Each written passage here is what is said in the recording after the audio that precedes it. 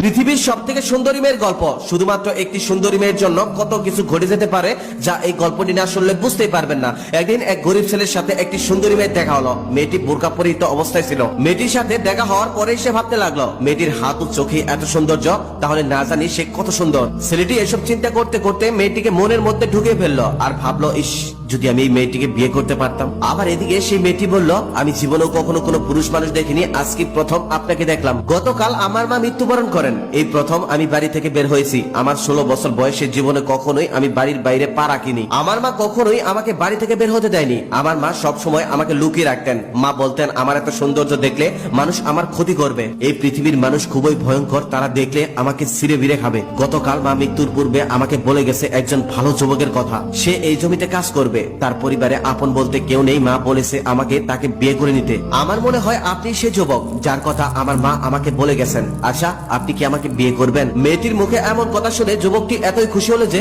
সে আবার জিজ্ঞেস করলো, আচ্ছা, আপনি কি সত্যি আমাকে বিয়ে করতে চান? মেয়েটি তখন বলল, আমি মিথ্যা কথা বলি না, কারণ আমি কখনোই মানুষের সাথে ওঠা বসা করিনি। আমি শুধু মায়ের সাথে ওঠা বসা করেছি। আমার মা কখনোই আমাকে মিথ্যা শেখায়নি। তারপর খুবই পর্দা অবস্থায় মেয়েটি ও ছেলেটির বিবাহ হলো। বিয়ের দিনও খুবই পর্দার অবস্থায়, পর্দার আড়ালে তাদের বিয়ে হলো। বিয়ের দিনেও কন্যাকে কেউ দেখতে পারেননি, কারণ চারদিক কালো কাপড় দিয়ে ঢেকে রাখা হয়েছিল, যেমনটা ওই মেয়ে বলেছিল। কেউ কখনো ভাবতেও পারেনি ওই সাধারণ ছেলেটি এত সুন্দর একটা মেয়েকে বিয়ে করবে। কেউ কখনো কল্পনাও করতে পারেনি। ছেলেটি বাসর রাতে ঘরে ঢুকতে দেখলেন তার চাঁদ মাখানো নতুন স্ত্রী ঘোমটা দিয়ে বসে আছে। সেদিন রাতে ওই যুবকটি একটুও ঘুমাতে পারেনি। সারা রাত তার স্ত্রীর চাঁদ মাখানো মুখ দেখে রাত কাটিয়ে দিছে। পৃথিবীতে এত সুন্দর মেয়ে আর দ্বিতীয়টি নেই, তার এমনটাই মনে হয়েছিল।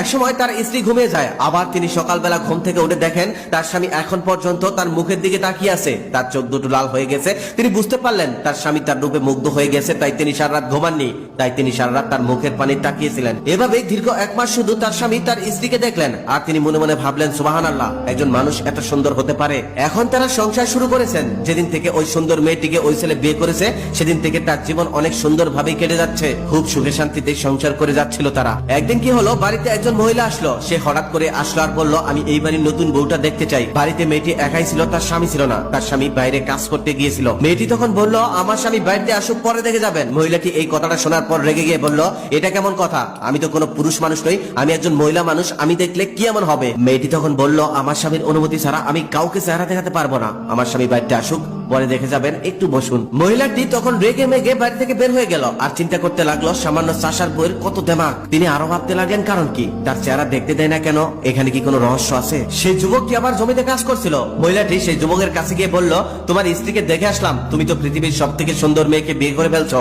এমন সুন্দরী মেয়ে আমি জীবনেও কখনো দেখিনি। ছেলেটি সৎ সহজ ছিল, তাই বুঝতে পারেনি। সে ভাবছে সত্যি হয়তো। সেও তার কথায় তাল মিলিয়ে বলল, হ্যাঁ, আমার স্ত্রী পৃথিবীর সব থেকে সুন্দর। সে এতই সুন্দর যে রাতের বেলাতে তার রূপের আলোতে পুরো রুম আলোকিত হয়ে যায়। তাকে একবার যে দেখে তার উপর থেকে সে আর চোখ ফেরাতে পারে না। শুধু তাকেই দেখতে মন চায়, তাকেই দেখতে মন চায়। মহিলাটি এবার সব বুঝতে পারলো। সে বুঝতে পারলো তাহলে এই জন্যই আমাকে দেখতে দেওয়া হয়নি। মহিলাটি তখন ওই যুবকের সাথে কথা বলা শেষ করে সোজা চলে গেল জমিদার বাড়িতে। সেই জমিদার ছিল খুব খারাপ মানুষ, সে মানুষকে নির্যাতন করত। মহিলাটি তখন জমিদারকে গিয়ে বলল, আপনার মতো একজন জমিদার থাকতে একজন কৃষক এত সুন্দর মেয়েকে বিয়ে করে কিভাবে? একজন কৃষকের ঘরে পৃথিবীর সব থেকে সুন্দর বউ, এটা কোনোভাবেই মানায় না। এটা একমাত্র জমিদারের ঘরে মানায়। জমিদার তখন ওই মহিলার কথা শোনার সাথে সাথে রেগে গেল আর প্রহরীদের দিয়ে তাদের দুজনকে ধরে আনতে